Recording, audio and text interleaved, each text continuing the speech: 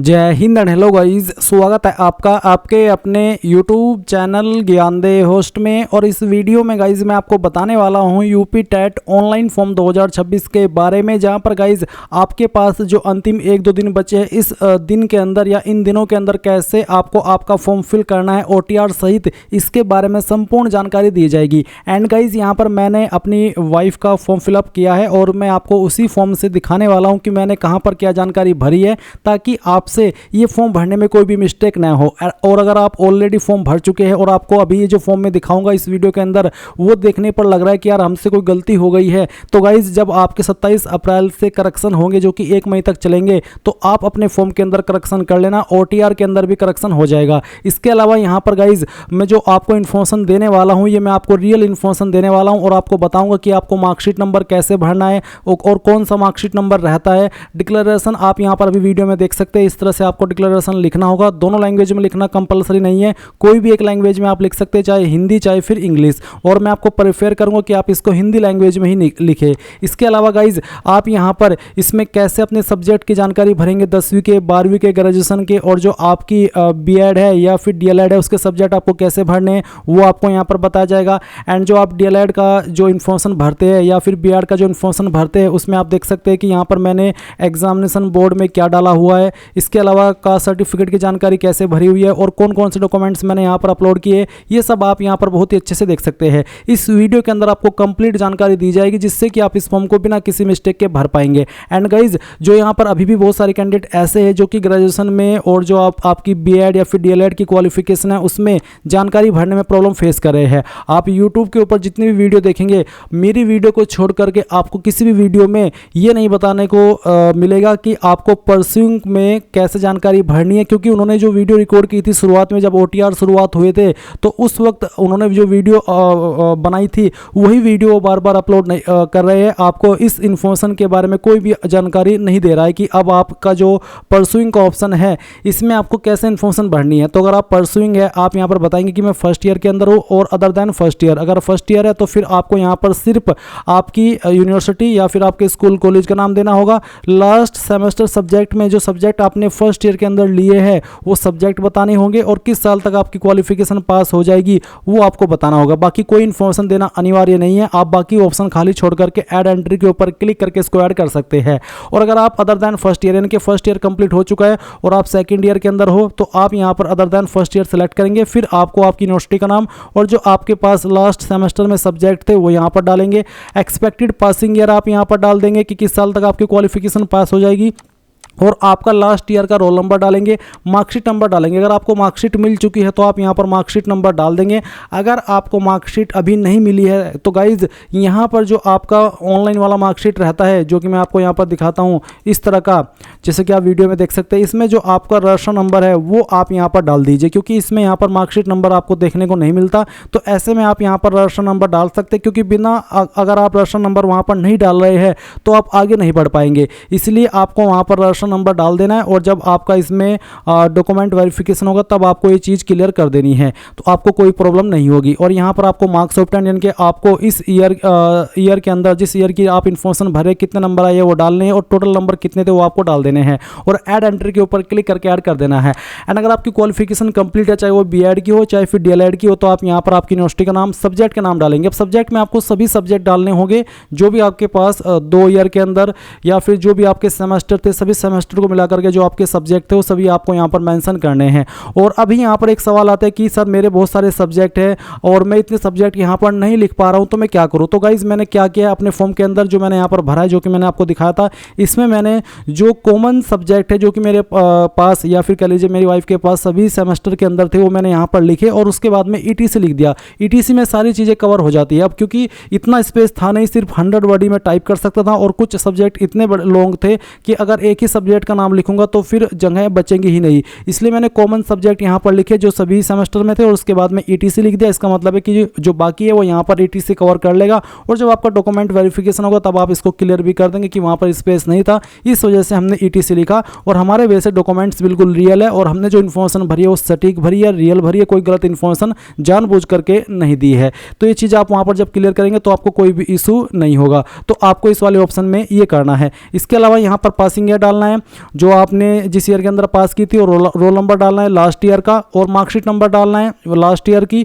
और जो total marks यहाँ पर आप डालेंगे जो आपको प्राप्त हुए हैं वो सभी ईयर के डालेंगे मिला करके, और टोटल मार्क्स में सभी ईयर के मिला करके या सभी सेमेस्टर के मिला करके आपको डालने हैं, और उसके बाद आप ऐड एंट्री के ऊपर क्लिक करेंगे तो ये जानकारी ऐड हो जाएगी। अब ये तो मैंने यहाँ पर शुरुआत में ऐसे ही बताई है, अभी मैं इस वीडियो को जब शुरू से लेकर आखिर तक बताऊंगा तो अगेन आपको इस वाले इंटरफेस पर आकर के पूरी जानकारी अच्छे से क्लियर करूंगा, तो वीडियो को आपको पूरा देखना है। आप देख सकते हैं मैंने यहाँ पर टोटल नंबर डाले और कितनी परसेंटेज है वो कैलकुलेट ऑटोमेटिकली हो चुकी है। अब चलिए शुरू से लेकर आखिर तक बात कर लेते हैं। गाइज अगर आपने अभी तक वीडियो को लाइक शेयर नहीं किया हो तो कर दे, और चैनल को सब्सक्राइब करके बेल आइकन ऑन कर ले। फिर जो लिंक वीडियो को डिस्क्रिप्शन में दिया इसको आप ओपन करेंगे तो आपको जानने को मिलेगा कि ये फॉर्म आप 26 अप्रैल 2026 तक भर सकते हैं। एंड गाइज मैं 24 अप्रैल के अंदर इस वीडियो को बना रहा हूँ और यहाँ पर दोपहर के 12-1 बज चुके हैं। अभी तक ऐसा कोई अपडेट भी नहीं है कि आपकी लास्ट डेट आगे बढ़ रही है। अगर ऐसा कोई अपडेट आ जाता है तो अच्छी बात है, ताकि जो कैंडिडेट अभी तक फॉर्म नहीं भर सके किसी भी रीजन से, किसी भी एरर की वजह से, वो भी अपना फॉर्म भर लगे। और इसके अलावा यहाँ पर गाइज कौन से लेवल पर क्या क्वालिफिकेशन चाहिए वो आप देख सकते हैं। फीस यहाँ पर पेपर पर आपको पे करनी है। जनरल ओबीसी डब्ल्यूएस के लिए 1000, एससी एसटी के लिए 500 और पीएच दिव्यांग के लिए 300।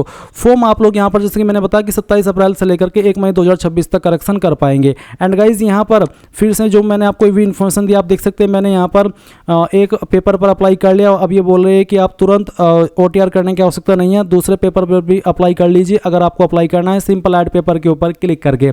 बट ये पर पेपर आपको 1000 रुपये फीस पे करनी है, जो भी यहाँ पर आपका अमाउंट लिखा है कैटेगरी वाइज उसके अकॉर्डिंग। तो ये चीज़ आपको समझ में आ गई।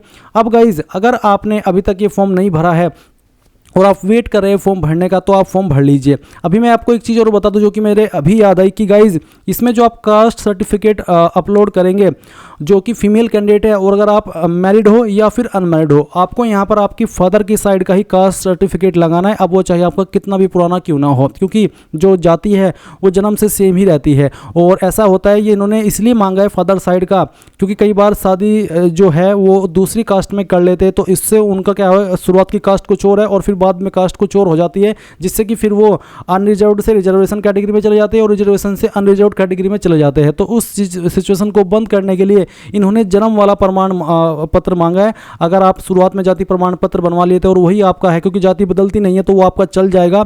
और ये चीज़ आप जब फॉर्म भरेंगे वहाँ पर भी बोली जाएगी कि फीमेल कैंडिडेट को फादर साइड का ही जो कास्ट सर्टिफिकेट है या उसकी जो इन्फॉर्मेशन है वो देनी है। तो ये चीज़ समझ आ गई। अब चलिए अगेन पॉइंट पर आते हैं और यहाँ पर बात करते हैं OTR से लेकर प्रिंट तक कैसे इस फॉर्म को आपको भरना है। तो इंपॉर्टेंट लिंक के सेक्शन में आएंगे और apply online through OTR link, इसके ऊपर क्लिक करेंगे। आपके सामने यहाँ पर ये पोर्टल आ जाएगा। यहाँ पर आ जाने के बाद में गाइज आपको बता दूं कि रिसेंटली यहाँ पर यूपी टेट ने आपका जो परसुइंग का ऑप्शन है उसके अंदर जो फर्स्ट ईयर है और अदर देन फर्स्ट ईयर है वो ऑप्शन ऐड कर दिया, क्योंकि आपकी बहुत सारी शिकायत आ रही थी कि सर परसुइंग का ऑप्शन तो ऐड कर दिया बट उसमें यहाँ पर ये मेंशन नहीं किया कि फर्स्ट ईयर वाले कैसे जानकारी भरे और जो लास्ट ईयर के अंदर है वो कैसे जानकारी भरे। तो फर्स्ट ईयर अगर आप सिलेक्ट करते हैं तो आपको वहाँ पर कोई जानकारी मेन वाली भरने की आवश्यकता नहीं है, और अगर आप अदर देन फर्स्ट ईयर वाला ऑप्शन सिलेक्ट करते हैं तो फिर गाइज आप यहाँ पर इसमें मैं आपको एक बार दिखाई देता हूँ।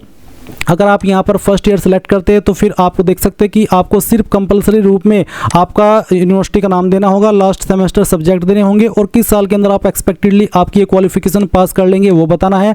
Roll number, marksheet number, marks of 10, total marks ये भरने कंपलसरी नहीं है। और अगर आप अदर देन फर्स्ट ईयर यानी कि फर्स्ट ईयर कंप्लीट हो चुका है, सेकंड ईयर के अंदर हो या थर्ड ईयर के अंदर हो, तो फिर आपको यहाँ पर जो लास्ट ईयर सेमेस्टर है वो लास्ट सेमेस्टर सब्जेक्ट है वो भी देने हैं, साथ ही एक्सपेक्टेड पासिंग ईयर भी देना है, रोल नंबर भी देना है। रोल नंबर आप यहाँ पर फाइनल ईयर के अंदर का देंगे, यानी कि जो ईयर आपके कंप्लीट हो चुके हैं और जिस ईयर के अंदर आप आए हैं उसके पहले का जो रोल नंबर था वो आपको देना होगा। मार्कशीट नंबर देना होगा जो आपका मिल चुका है जिस ईयर तक का। उसके बाद में आपके मार्क्स ऑब्टेन्ड, अगर आप दो जो ईयर है वो कंप्लीट कर चुके हो या फिर आपका एक ईयर ही कंप्लीट हुआ है उसमें जो आपका मार्क्स ऑब्टेन्ड था वो बताना होगा और टोटल मार्क्स देना होगा। और फिर यहाँ पर ऐड एंट्री के ऊपर क्लिक करके इसको ऐड कर देना होगा। ये इस तरह से ऑप्शन यहाँ पर ऐड कर दिए गए हैं। इसके अलावा आपको डॉक्यूमेंट्स कैसे अपलोड करने हैं वो आपको इस फॉर्म के अंदर आगे जानकारी दी जाएगी। और साथ ही गाइज यहाँ पर जो भी आपके इश्यूज थे वो यहाँ पर सभी प्रॉब्लम के हल सहित आपको जानकारी अच्छे से इस वीडियो के अंदर एक्सप्लेन की जाएगी।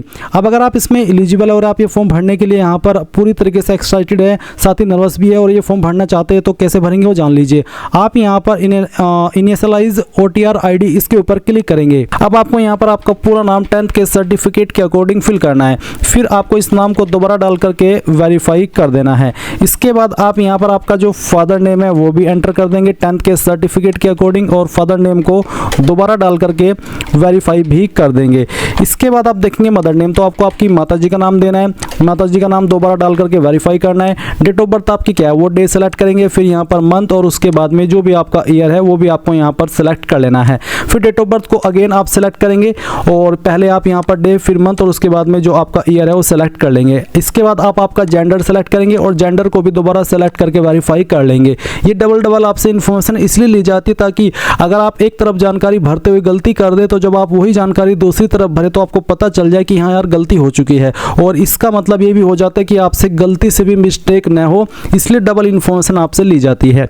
अब आप यहाँ पर ऑप्शन 2 पर आएंगे, कॉन्टैक्ट आइडेंटिटी के ऑप्शन पर। तो इसमें आप क्या करेंगे, यहाँ पर 3 विकल्प है, एक है आधार कार्ड, दूसरा है ड्राइविंग लाइसेंस डायरेक्ट वेरिफिकेशन, और पैन कार्ड डायरेक्ट वेरिफिकेशन। मैं आपको सजेस्ट करूंगा कि अगर आपका आधार है और आधार के अंदर आपकी वही इन्फॉर्मेशन है जो कि 10th के सर्टिफिकेट के अंदर है, तो आप यहाँ पर पहले वाला माध्यम सेलेक्ट कर लेना। फिर यहाँ पर I confirm that I have completed 18 year of age, तो आप यहाँ पर इसको सेलेक्ट कर लेंगे। इसके बाद गाइज यहाँ पर आपको अपना 12 डिजिट का जो आधार नंबर है वो डालना है, और वेरीफाई वाया आधार ओटीपी इसके ऊपर क्लिक करना है। अब जैसे ही आपको ओटीपी मिल जाए जो कि आपको आएगा उस नंबर पर जो कि आपने आधार के साथ में लिंक किया हुआ है, तो ओटीपी मिलने के बाद आप डालिए और सबमिट कर दीजिए। आपका यहाँ पर जो आधार वेरिफिकेशन हो जाएगा। इसमें यहाँ पर मेरे सामने एक इशू है जैसे कि EKYC validation failed, full name does not match identity records, father name does not match identity records, यानी कि अगर आपकी जो इन्फॉर्मेशन आपने 10th के अकॉर्डिंग यहाँ पर भरी है वो और जो आपका आधार है उसके अंदर जो इन्फॉर्मेशन है वो अलग अलग है, तो कुछ इस तरह का आपको एक एरर देखने को मिलेगा। अब आप यहाँ पर जब नीचे की तरफ आएंगे तो आपको जो मिसमैच डिटेल है आपकी आधार की और आपकी 10th के सर्टिफिकेट की वो कौन कौन सी है वो यहाँ पर मेंशन होगी। साथ ही साथ आपको एक विकल्प देखने को मिलेगा जहां पर आपको बोला कि I hereby declare to proceed with the field information instead of the ID detail, यानी कि जो इन्फॉर्मेशन मैंने भरी है 10th के सर्टिफिकेट की मैं उसी से आगे बढ़ना चाहता हूं, ना कि मेरी जो आईडी के अंदर डिटेल है उससे।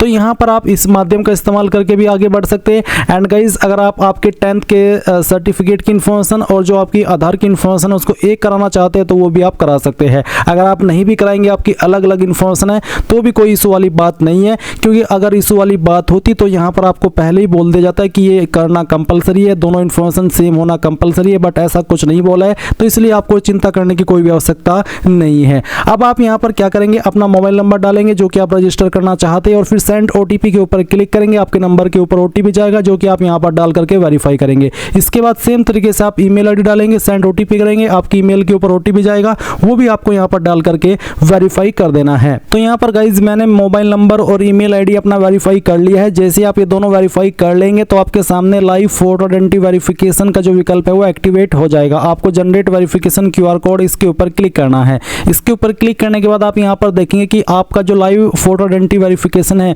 वो आप अपने मोबाइल से भी कर सकते हैं। मोबाइल से करने के लिए आपको अपने फोन से इस क्यूआर कोड को स्कैन करना होगा और फिर जो आपको स्टेप्स फॉलो करने को बोले जा रहे हैं, बेसिकली आपको एक लाइव फोटो कैप्चर करना है। एंड अगर आप मोबाइल से नहीं करना चाहते तो आप यहाँ पर यूज कैमरा इंस्टेड इसके ऊपर क्लिक करके अपने जो कंप्यूटर है उससे भी कर सकते हैं। मैं यहाँ पर इसको इस्तेमाल करता हूँ। चलिए यहाँ पर हम इसको ऑन कर देते हैं अपने कैमरा को। जैसे कैमरा ऑन हो जाए तो आप कैप्चर फोटो इसके ऊपर क्लिक करेंगे। कैप्चर फोटो होने के बाद आप देखेंगे अगर आपको लगता है कि फोटो सही आ रहा है तो अच्छी बात है, और अगर आप यहाँ पर इसमें दोबारा रीटेक लेना चाहते तो आप वो भी ले सकते हैं। आपको यहाँ पर ये भी बोला है कि this photograph will be used on your admit card and application form, यानी कि यही फोटो आपका एडमिट कार्ड के ऊपर आएगा और यही आपका एप्लीकेशन फॉर्म में आएगा। तो आप यहाँ पर सेव वेरीफाइड फोटो इसके ऊपर क्लिक करेंगे। इसके बाद गाइज आप यहाँ पर नीचे सेट सिक्योरिटी क्रेडेंशियल देखेंगे। इसमें आपको यहाँ पर एक पासवर्ड बनाना है। पासवर्ड आपका कम से कम 8 कैरेक्टर का हो। तो आपका पासवर्ड कैसा उसका आप एग्जाम्पल देख लीजिए।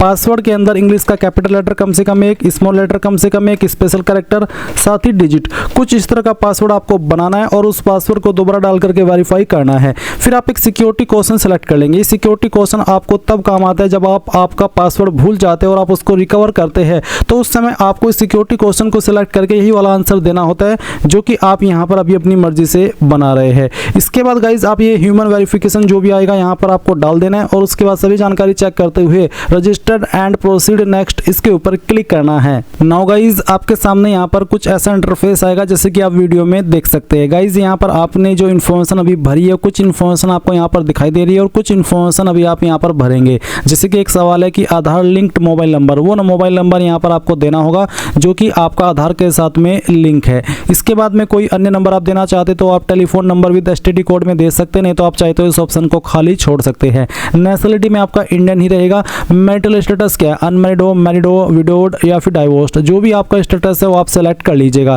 फिर प्लेस ऑफ बर्थ आपको बताना होगा, यानी कि आप कौन सी स्टेट के निवासी है, कौन सी स्टेट में आपका जन्म हुआ है, वो स्टेट आपको सेलेक्ट कर लेनी है। विजिबल आइडेंटिफिकेशन मार्क, आपकी बॉडी के ऊपर ऐसा निशान जिससे आपकी बॉडी की पहचान होती है। ये निशान आपकी बॉडी के ऊपर जलने का हो सकता है, कटने का हो सकता है, या कोई बर्थ मार्क हो सकता है। तो जो भी निशान है वो आप यहाँ पर लिख दीजिएगा। उसके बाद आप नीचे देखेंगे कैटेगरी एंड स्पेशल रिजर्वेशन, तो आपकी जो भी कास्ट कैटेगरी है वो आप सेलेक्ट करेंगे। अगर आप अनरिजर्व्ड यानी कि जनरल है तो आपके सामने कोई अतिरिक्त ऑप्शन नहीं आएगा। बट अगर आप ओबीसी है तो आपके सामने एक ऑप्शन आएगा जहां पर पूछे कि क्या आप ओबीसी क्रीमी लेयर है, नॉन क्रीमी लेयर है। अब आपका सवाल होगा कि हमें कैसे पता चलेगा कि हम क्रीमी लेयर में आते हैं, नॉन क्रीमी लेयर में। तो गाइज जो आपका कास्ट सर्टिफिकेट है, जो कि आपका होना ही चाहिए, बना होना चाहिए, उस कास्ट सर्टिफिकेट में मेंशन होता है कि आपकी कास्ट क्रीमी लेयर में आती है या फिर नॉन क्रीमी लेयर में। और ये जो कास्ट सर्टिफिकेट है वो स्टेट का बना होना चाहिए, क्योंकि ये स्टेट गवर्नमेंट की वैकेंसी है या फिर कह लीजिए कि स्टेट गवर्नमेंट का फॉर्म है। तो अगर आप क्रीमी लेयर है तो आपके सामने कोई ऑप्शन नहीं आएगा। अगर आप नॉन क्रीमी लेयर है, आपने सर्टिफिकेट चेक किया और उसमें नॉन क्रीमी लेयर लिखा है, तो आप नॉन क्रीमी लेयर सेलेक्ट करेंगे। फिर आपको यहाँ पर कैटेगरी सर्टिफिकेट नंबर देना है। अब ये कहाँ पर मेंशन होता है, चलिए मैं उसके बारे में बताता हूँ। मेरे पास एक यहाँ पर कास्ट सर्टिफिकेट है स्टेट का, तो चलिए मैं इसी से आपको डिटेल्स एक्सप्लेन करने वाला हूँ ताकि आपको अच्छे से बता सकूँ कि कहाँ पर आपको क्या जानकारी भरनी है। तो एक कास्ट सर्टिफिकेट है, इसमें यहाँ पर प्रमाण पत्र क्रमांक दिया है, आप देख सकते हैं लेफ्ट साइड में प्रमाण पत्र क्रमांक है। इसमें आपको क्या करना है, प्रमाण पत्र क्रमांक जो है वो कैटेगरी सर्टिफिकेट नंबर के सेक्शन में भरना है। फिर सर्टिफिकेट इशू डेट, यानी कि सर्टिफिकेट कब जारी हुआ है, तो आप देख सकते हैं जारी दिनांक के सामने एक डेट लिखी है। जो भी डेट वहाँ पर लिखी है वो डेट आप यहाँ पर सेलेक्ट कर लेना। उसके बाद इश्यूइंग अथॉरिटी, किसने इसको जारी किया है। ये जनरली सर्टिफिकेट तहसीलदार के द्वारा जारी होता है, बट ऐसा भी नहीं है कि कंपलसरीली तहसीलदार ही इसको जारी करता है। कई जगह पर नायब तहसीलदार, सीओ, मजिस्ट्रेट, इन पोस्ट के अधिकारी द्वारा भी जारी हो जाता है। तो आपको ये कैसे चेक करना है कि मेरा सर्टिफिकेट कौन सी अथॉरिटी ने जारी किया है, तो आपको सर्टिफिकेट देखना है और यहाँ पर राइट साइड में जो सक्षम अधिकारी लिखा है और स्लैश के बाद में यहाँ पर एक पोस्ट लिखी है, जैसे कि यहाँ पर लिखा है तहसीलदार, यानी कि ये वाला सर्टिफिकेट तहसीलदार ने ही जारी किया है। अगर सक्षम अधिकारी के बाद में कोई और पोस्ट यहाँ पर लिखी हुई है तो वही पोस्ट आपको यहाँ पर इश्यूइंग अथॉरिटी के अंदर भरनी होगी। अब आता है स्टेट ऑफ इश्यूइंग, तो ये जारी हुआ है उत्तर प्रदेश के द्वारा, तो यहाँ पर मैं उत्तर प्रदेश लिख दूंगा। एंड गाइज अगर आपकी कैटेगरी ओबीसी से न होकर के एससी या फिर एसटी है तो भी आपके सामने इसी प्रकार का इंटरफेस आएगा, जहाँ पर आपको कैटेगरी सर्टिफिकेट नंबर देना होगा और वो सर्टिफिकेट नंबर इसी प्रकार से आपको यहाँ पर मिल जाएगा। ओबीसी का भी सर्टिफिकेट कास्ट का ऐसा ही होता है और एससी एसटी का भी ऐसा ही होता है देखने में। तो यहीं पर आपको कैटेगरी सर्टिफिकेट नंबर मिलेगा। उसके बाद में किस डेट में इशू है वो डेट आप सेलेक्ट कर लेंगे। एंड गाइज यहाँ पर आपको फिर इश्यूइंग अथॉरिटी के अंदर बताना होगा कि कौन सी पोस्ट के द्वारा इसको जारी किया गया है। इसके बाद यहाँ पर आपसे एक सवाल पूछा कि क्या आप डिफरेंटली एबल्ड यानी कि फिजिकली हैंडीकैप है, अगर है तो यस, यस करने पर आपको डिसेबिलिटी टाइप सेलेक्ट करना होगा और आपकी डिसेबिलिटी परसेंटेज कितनी है वो भी बताना होगा। और do you require a scribe, यानी कि आपको लिखने में प्रॉब्लम है और आप उसको उसके लिए एक स्क्राइब यानी कि ऐसा बंदा चाहिए जो आपके बिहाफ पर एग्जाम लिखे, तो अगर हाँ तो यस, नहीं तो आप यहाँ पर नो करेंगे। और अगर यस करते तो आपको बताना होगा स्क्राइब का नेम और स्क्राइब का आधार नंबर, अगर नहीं तो नो कर देंगे। उसके बाद में पीडब्ल्यूडी वेरिफिकेशन टाइप बताना होगा, यूडीआईडी नंबर या फिर सर्टिफिकेट नंबर, किस माध्यम से आप वेरिफिकेशन कराना चाहते हैं पीडब्ल्यूडी का।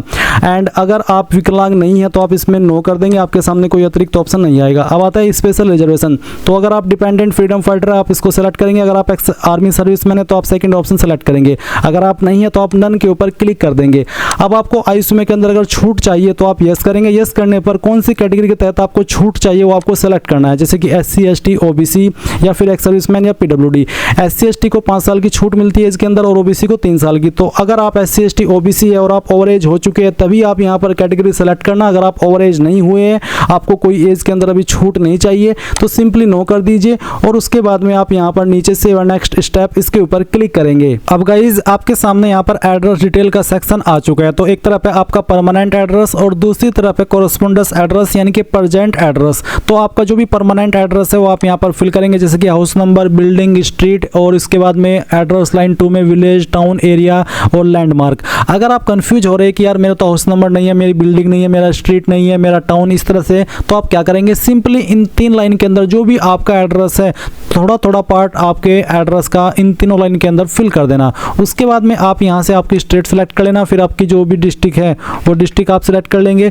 डिस्ट्रिक्ट आप यहाँ से सेलेक्ट करेंगे तो फिर आपको यहाँ पर आपका जो पिन कोड है वो भी डाल देना है। इसके बाद गाइज अगर आपका परमानेंट एड्रेस और कॉरेस्पोंडेंस एड्रेस यानी कि प्रेजेंट एड्रेस सेम है, अलग अलग नहीं है, तो आप इस बॉक्स को टिक कर देना। अगर अलग अलग है तो अनटिक करके अलग से भर देना, नहीं तो यहाँ पर टिक करके सेव एड्रेस एंड नेक्स्ट इसके ऊपर क्लिक करेंगे। अब गाइज आपके सामने यहाँ पर एकेडमिक क्वालिफिकेशन का सेक्शन आ चुका है। यहाँ पर आपको इन्होंने एक नोटिस दिया जो कि अभी ऐड किया था, जब आपका ये फॉर्म शुरू हुआ था तब ये यहाँ पर इस तरह से नहीं आ रहा था। तो आपको अब यहाँ पर बोला जा रहा है कि एकीकृत पाठ्यक्रम में नामांकित अभ्यर्थी ग्रेजुएशन और ट्रेनिंग क्वालिफिकेशन दोनों में समान विवरण भरे, यानी कि अगर आपका ग्रेजुएशन है वो भी आप सेम डिटेल भर सकते हो उस वाले सेक्शन में भी, और जो ट्रेनिंग क्वालिफिकेशन का सेक्शन है उसमें भी आप यहाँ पर सेम इन्फॉर्मेशन भर सकते हैं। चलिए एक एक करके आपको बताता हूँ कि कैसे आपको भरना है। सबसे पहले आप एग्जाम लेवल में 10th सेलेक्ट कर लेंगे, फिर उसके बाद में बताएंगे कि 10th आपने कौन से बोर्ड के द्वारा किया, उस बोर्ड का नाम आपको यहाँ पर देना है। फिर किन सब्जेक्ट के साथ में आपने आपकी जो 10वीं है वो पास की है उन सब्जेक्ट के नाम आपको यहाँ पर एंटर करने हैं।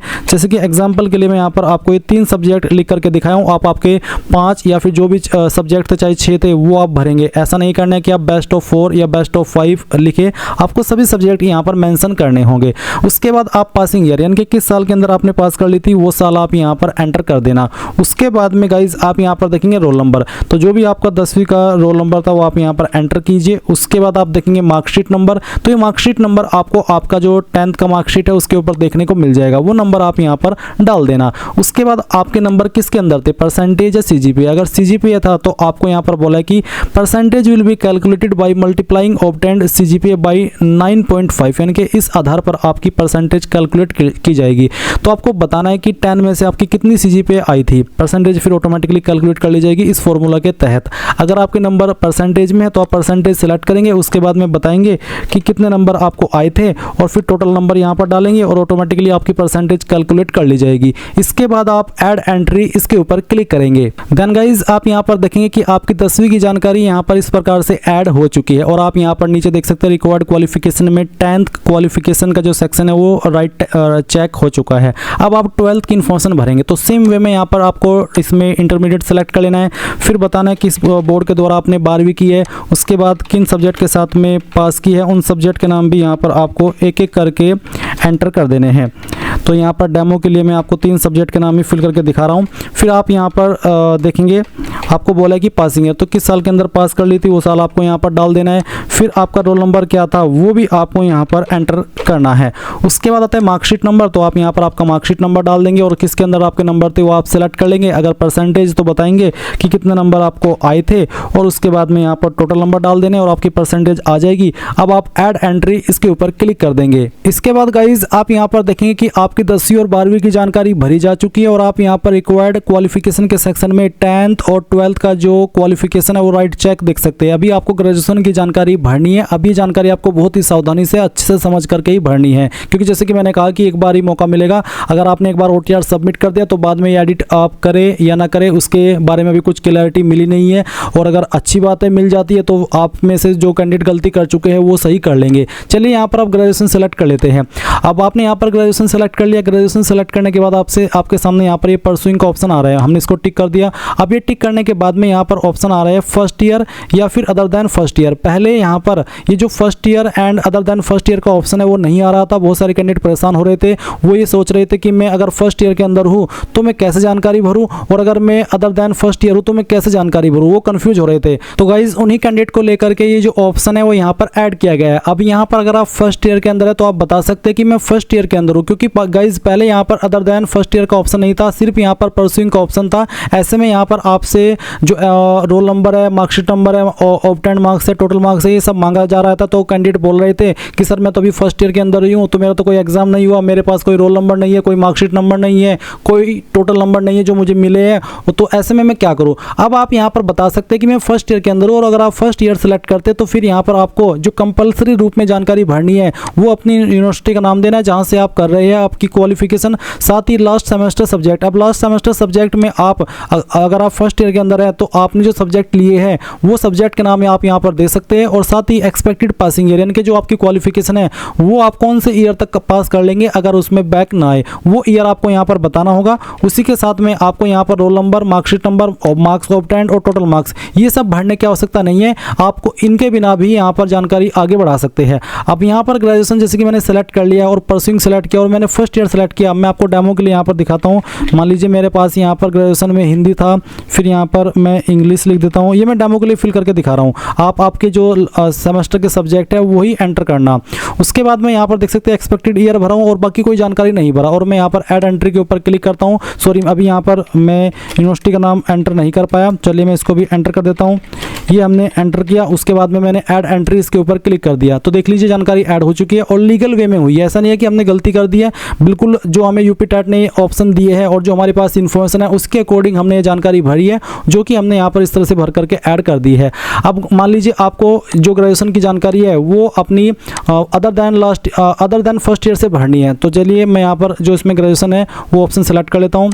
इस क्वालिफिकेशन को मैं डिलीट करता हूँ और अगेन यहाँ पर ग्रेजुएशन का ऑप्शन सेलेक्ट कर लेता हूँ, फिर मैं परस्यूइंग को सेलेक्ट करता हूँ। उसके बाद में अगर मैं other than first year select करता हूँ तो यहाँ पर अब मुझे यूनिवर्सिटी का नाम भी कंपलसरी रूप में भरना है, लास्ट सेमेस्टर सब्जेक्ट भी कंपलसरी रूप में भरने हैं, साथ ही एक्सपेक्टेड पासिंग ईयर भी कंपलसरी रूप में भरना है, रोल नंबर जो मेरा है वो मुझे यहाँ पर देना होगा। अब क्योंकि आपने अदर देन फर्स्ट ईयर चुना है तो इसका मतलब है कि एक ईयर तो आपका कंप्लीट हो ही गया होगा, तो आपका जो भी लास्ट ईयर का या फिर लास्ट सेमेस्टर का रोल नंबर है वो यहाँ पर आपको डाल देना है, अपना मार्कशीट नंबर डाल देना है जो मार्कशीट आपको मिल चुकी है, साथ ही आपका मार्क्स ऑब्टेंड डालना है जो नंबर आपको उस ईयर तक कंप्लीट हुए हैं और कितने में से हुई है वो आपको नंबर प्राप्त, वो टोटल नंबर डाल देने और परसेंटेज आपकी आएगी और आप ऐड एंट्री के ऊपर क्लिक करके इसको ऐड कर देंगे। एंड गाइज अगर आपकी ग्रेजुएशन बिल्कुल कंप्लीट है तो आप परस्यूइंग को हटा देना और उसके बाद में यहाँ पर आपका जो क्वालिफिकेशन है जो आपने की है जिस यूनिवर्सिटी से की है उसका नाम आपको यहाँ पर एंटर कर देना है। उसके बाद आप यहाँ पर जो आपके सब्जेक्ट थे वो आप एंटर करेंगे। जैसे कि मान लीजिए मैंने बीए की है तो मैं यहाँ पर जो बीए के सब्जेक्ट है वो एंटर कर देता हूँ। उसके बाद में यहाँ पर मैंने किस साल के अंदर पास कर ली थी वो साल मैं यहाँ पर सेलेक्ट कर लूँगा। आपको भी यहाँ पर इसी प्रकार से ये जानकारी भरनी है, तो चलिए हम यहाँ पर इसको भर देते हैं। फिर यहाँ पर आपका फाइनल ईयर का रोल नंबर क्या था वो आप डाल देंगे, मार्कशीट नंबर आप यहाँ पर डाल देंगे, फिर कितने नंबर आपको आए थे वो यहाँ पर आप डालेंगे। ये मैं डेमो के लिए भर रहा हूँ, आप आपके रियल सभी ईयर के नंबर यहाँ पर डालना और फिर उसके बाद में टोटल नंबर यहाँ पर डाल देना और ऐड एंट्री के ऊपर क्लिक करेंगे तो ये जानकारी आपकी यहाँ पर ऐड हो जाएगी इस तरह से, जैसे कि आप देख सकते हैं।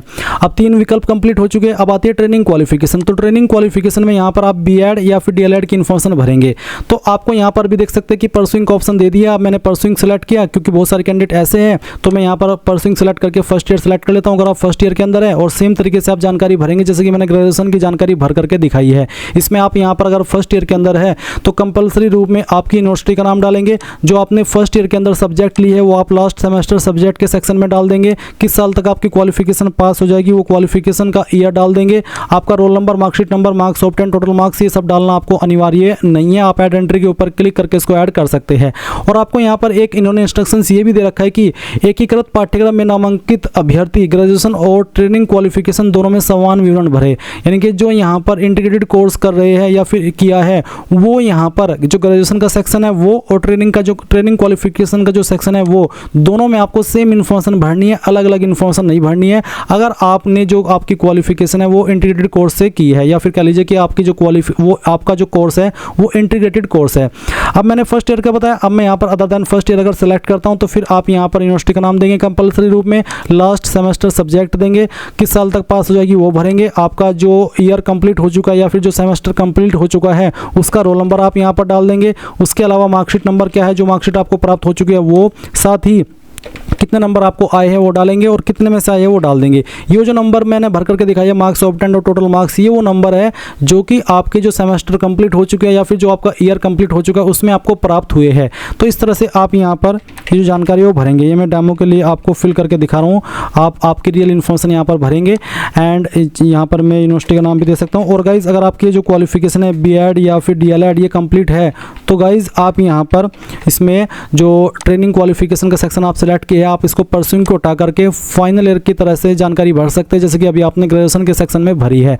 अब मैं यहाँ पर ऐड एंट्री के ऊपर क्लिक करता हूँ तो आप देख लीजिए कि एंट्री यहाँ पर इस तरह से ऐड हो चुकी है। तो आपको सारी चीज़ समझ आ गई। गाइज़ अभी आप यहाँ पर जो वीडियो में इन्फॉर्मेशन देख सकते हैं ये एक रियल इन्फॉर्मेशन है और मैंने ये जो फॉर्म है ये अपनी वाइफ का फिल किया है और आप यहाँ पर चेक कर सकते हैं कि मैंने किस तरह से जानकारी भरी है। आप देख सकते हैं कि 10th के जो सब्जेक्ट है वो तो यहाँ पर मैंने एज इट इज़ डाल दी है जो भी 10वीं के अंदर सब्जेक्ट थे और यहाँ पर बोर्ड नेम इस तरह से डाला है। अगर आपने यूपी बोर्ड लिखा है सिंपल तो भी कोई इशू वाली बात नहीं है क्योंकि मैंने यहाँ पर फुल फॉर्म में लिखा है और आप इसको शॉर्ट फॉर्म में लिख सकते हैं, इसकी वजह से आपका फॉर्म रिजेक्ट या फिर ऐसा कुछ नहीं होगा। उसके बाद रोल नंबर डाल देना है, मार्कशीट नंबर, परसेंटेज, इस तरह से। फिर आती है ग्रेजुएशन। तो ग्रेजुएशन की इन्फॉर्मेशन आपको इस तरह से भरनी है। मान लीजिए आपकी ग्रेजुएशन के अंदर ज़्यादा सब्जेक्ट है तो आपको यहाँ पर जो उसके मेन सब्जेक्ट है वो लिखने और उसके बाद में ईटीसी लिख देना है। ईटीसी से मतलब है और भी जो अदर सब्जेक्ट है वो उसमें सब आ जाते हैं क्योंकि इन्होंने यहाँ पर लिखने के लिए जो सब्जेक्ट के सेक्शन में वर्ड लिमिट दी है वो वर्ड लिमिट आपकी 100 की है। और बहुत सारे कैंडिडेट कह रहे हैं कि सर हमारे बहुत सारे सब्जेक्ट है और उनके सब्जेक्ट के नाम भी काफ़ी बड़े बड़े हैं,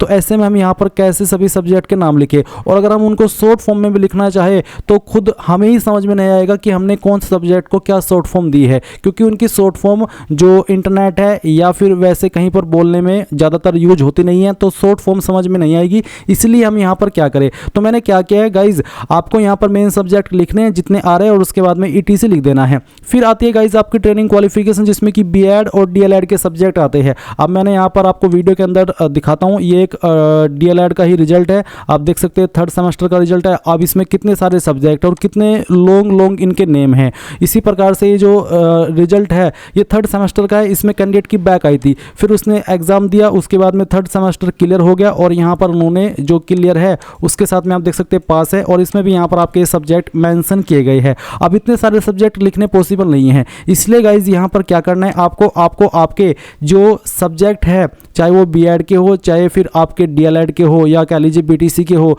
जो आपके कॉमन सब्जेक्ट जो कि आपके सभी सेमेस्टर में थे वो आपको यहाँ पर लिखने हैं और जो अलग सब्जेक्ट बच जाते हैं जिनके लॉन्ग नेम हैं उसमें आपको ईटीसी लिख देना है। ईटीसी से वो सभी सब्जेक्ट कवर हो जाएंगे और जब आपका डॉक्यूमेंट वेरिफिकेशन होगा तब ये चीज़ वहाँ पर क्लियर कर दी जाएगी क्योंकि ये चीज़ तो उन्हें भी पता होगी जो आपके डॉक्यूमेंट वेरिफिकेशन करेंगे कि हमने 100 वर्ड की लिमिट दी थी तो हम कैसे यहाँ पर कैंडिडेट इसमें इतने ज़्यादा वर्ड फिल करते। तो ये चीज़ आपको समझ में आ गई कि आपको मेन सब्जेक्ट यहाँ पर लिखने चाहे आप बीएड वाले हो या फिर डीएलएड वाले हो और उसके बाद में जो जगह बचेगी उसमें आपको ईटीसी लिख देना है। और रही बात मार्कशीट नंबर की, तो मार्कशीट नंबर आपको मिल जाएगा। अगर आप ये इंटरनेट वाली मार्कशीट यूज कर रहे हैं तो इसमें एक तो है रोल नंबर और दूसरा है आपका रजिस्ट्रेशन नंबर। तो गाइज आप मार्कशीट नंबर के अंदर रजिस्ट्रेशन नंबर डाल दीजिएगा क्योंकि गाइज ये तो फिल करना सभी के लिए अनिवार्य है। आप देख सकते हैं चाहे आप यहाँ पर कुछ भी सिलेक्ट कर रहे हैं तो भी आपको यहाँ पर जो सब्जेक्ट है वो मेंशन करने हैं। अगर मैं आपको दिखाऊं, अगर मैं यहाँ पर सिलेक्ट करता हूँ ट्रेनिंग क्वालिफिकेशन तो यहाँ पर आपसे मार्कशीट नंबर मांगे। अगर मैं परस्यूइंग में आऊँ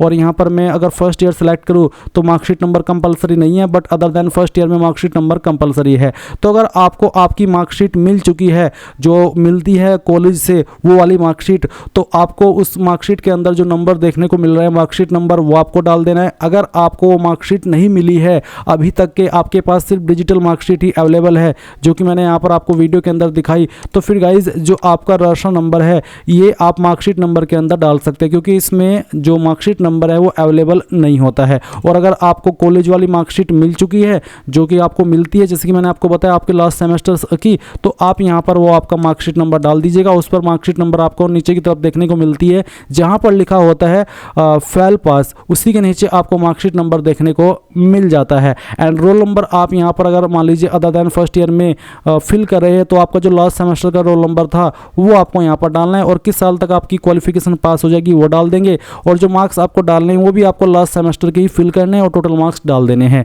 और जो मैंने यहाँ पर ये इन्फॉर्मेशन भरी है ये कैंडिडेट की, इसकी जो क्वालिफिकेशन है वो ग्रेजुएशन भी और जो डीएलएड है वो भी कंप्लीट है, जो कि 2022 सेशन के अंदर कंप्लीट की थी। तो इन्होंने यहाँ पर क्या किया है, मैंने खुद से फॉर्म भरा है, तो मैंने यहाँ पर इसमें गाइज जो रोल नंबर है वो डाला है लास्ट ईयर का, और साथ ही जो मार्कशीट नंबर है वो डाल दिया है। अभी यहाँ पर 4th ईयर की जो मार्कशीट है वो कंप्लीट वाली नहीं आई है, तो ऐसे में मैं यहाँ पर डिजिटल मार्कशीट यूज करने वाला हूँ। तो गाइज आपको भी ऐसा ही करना है, और आई होप आपको यहाँ पर ये जो चीज़ें हैं वो समझ आ गई होगी। जैसे ही आप यहाँ पर सभी चीज़ें इस तरह से यहाँ से सीख करके भर ले, तो आपको क्या करना है, आप यहाँ पर नीचे प्रोसीड नेक्स्ट इसके ऊपर क्लिक करेंगे।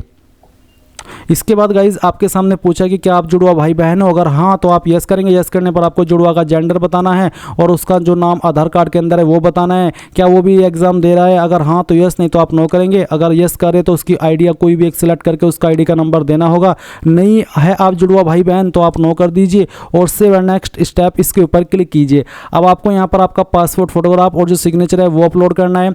आपको यहाँ पर सिंपली ध्यान रखना है कि आपका फोटो का साइज 30 से 300 KB के बीच में और सिग्नेचर का साइज 10 से 200 KB के बीच में होना चाहिए। सिलेक्ट फाइल के ऊपर क्लिक करेंगे और जहां पर भी आपकी फाइल है, चाहे वो मोबाइल में या फिर कंप्यूटर में, उसको सिलेक्ट करके अपलोड के ऊपर क्लिक करेंगे तो आपकी फाइल यहां पर आ जाएगी।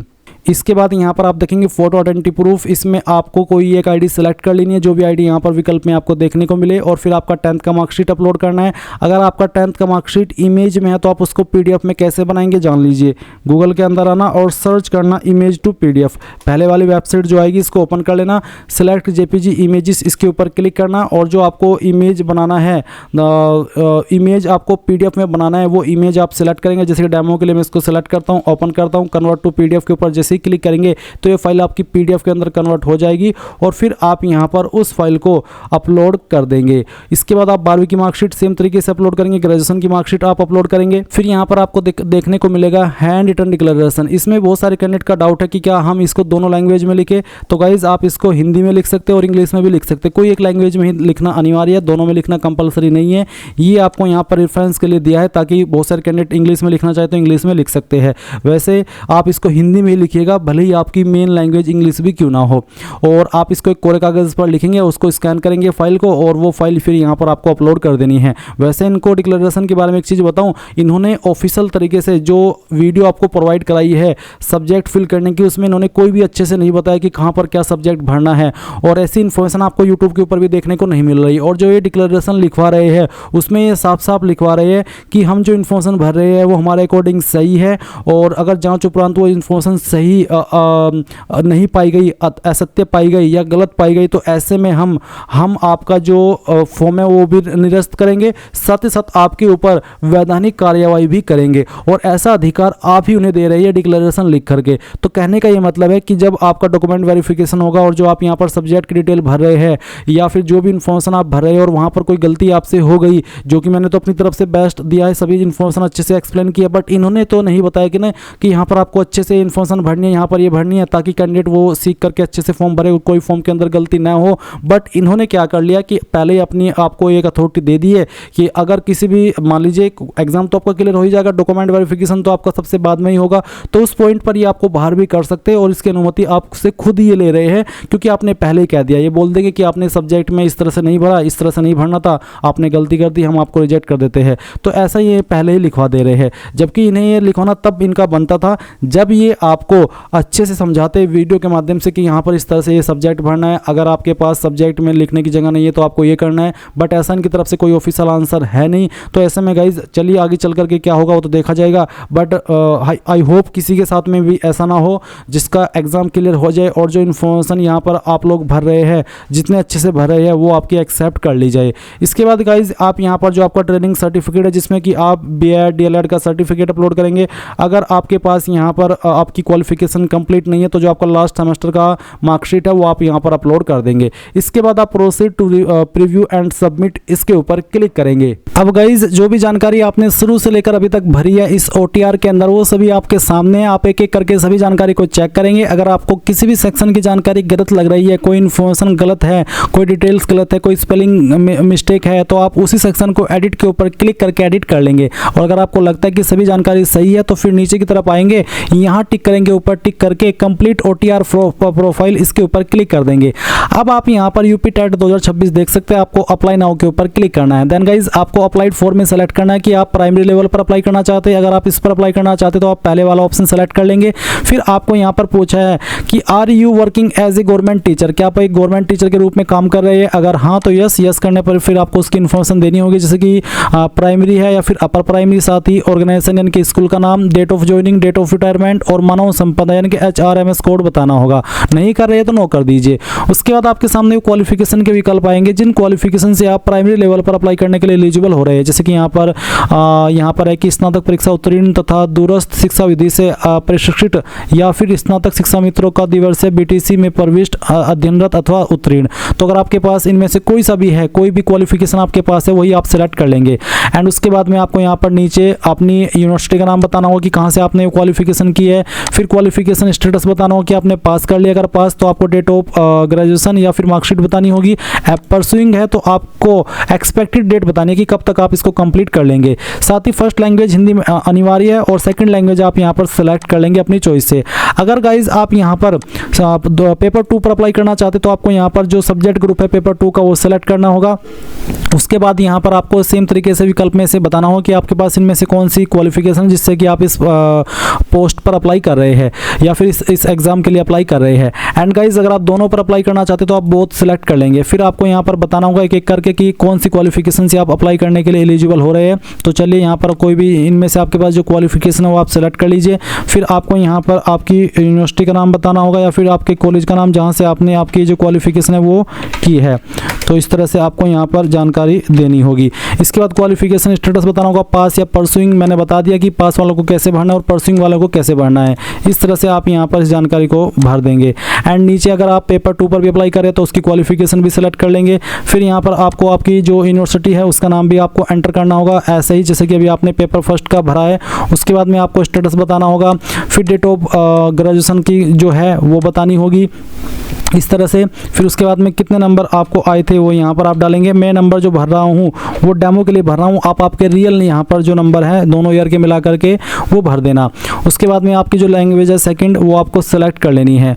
उसके बाद आप यहाँ पर देख सकते हैं कि सभी विकल्प आपने भर दिए हैं। अब आप क्या करेंगे, आप नीचे की तरफ आएंगे और सेव नेक्स्ट के ऊपर क्लिक कर देंगे। इसके बाद यहाँ पर paper first essential qualification marksheet, paper first पर अप्लाई करने के लिए जो इसेंशियल क्वालिफिकेशन की मार्कशीट है, जैसे कि आपका डिग्री सर्टिफिकेट जो क्वालिफिकेशन चाहिए, जैसे कि 2 वर्ष से DLED BTC या राष्ट्रीय अध्यापक शिक्षा परिषद उत्तर प्रदेश शासन से जारी, वो आप यहाँ पर अपलोड करेंगे। तो इसके ऊपर क्लिक कीजिए, फाइल सेलेक्ट कीजिए, ओपन कीजिए और अपलोड के ऊपर क्लिक करके इसको अपलोड कर दीजिए। सेम वे में अगर आप पेपर 2 पर अप्लाई करें, इस पर अप्लाई करने के लिए B.Ed की योग्यता मांगे तो जो आपका B.Ed का मार्कशीट या सर्टिफिकेट है वो आप अपलोड करेंगे। फाइल सेलेक्ट कीजिए, अपलोड के ऊपर क्लिक कीजिए और इस तरह से अपलोड कर दीजिए। अब आप प्रोसीड टू प्रीव्यू इसके ऊपर क्लिक करेंगे। देन गाइज आपने जो भी जानकारी शुरू से लेकर अभी तक भरी है वो अगेन आपके सामने, आप एक एक करके सभी जानकारी चेक करेंगे, यहाँ पर टिक करेंगे और confirm and proceed to payment इसके ऊपर क्लिक करेंगे। अब आपके सामने कुछ ऐसा इंटरफेस आएगा, आप यहाँ पर किस पेमेंट गेटवे के माध्यम से फीस जमा करना चाहते हैं, SBI ePay या फिर ICICI, तो जिस भी माध्यम से चाहते हैं वही आप सेलेक्ट करेंगे और पे नाउ वाया उसके ऊपर क्लिक कर देंगे। देन आपको पेमेंट का जो मेन पेज है उसके ऊपर ट्रांसफर किया जाएगा। अगर आप UPI के माध्यम से फीस पे करना चाहते हैं, जनरेट QR के ऊपर क्लिक कीजिए, ये QR कोड ही जनरेट होगा, आप इसको स्कैन करके अपनी फीस जमा कर दीजिए। जैसे ही फीस जमा हो जाएगी तो आपको कुछ नहीं करना, ऑटोमेटिकली आपको इसी पेज पर ट्रांसफर किया जाएगा जहां से आपने फॉर्म फिल करना स्टार्ट किया था और आप अपने फॉर्म का जो फाइनल प्रिंट आउट है वो ले पाएंगे। इस तरह से गाइज आप लोग यूपी टेट ऑनलाइन फॉर्म 2026 भर पाएंगे। आई होप ये प्रोसेस आपको पसंद आया होगा। अगर कोई सवाल डाउट रह गया हो तो कमेंट के माध्यम से पूछ लेना। Thanks for watching. जय हिंद।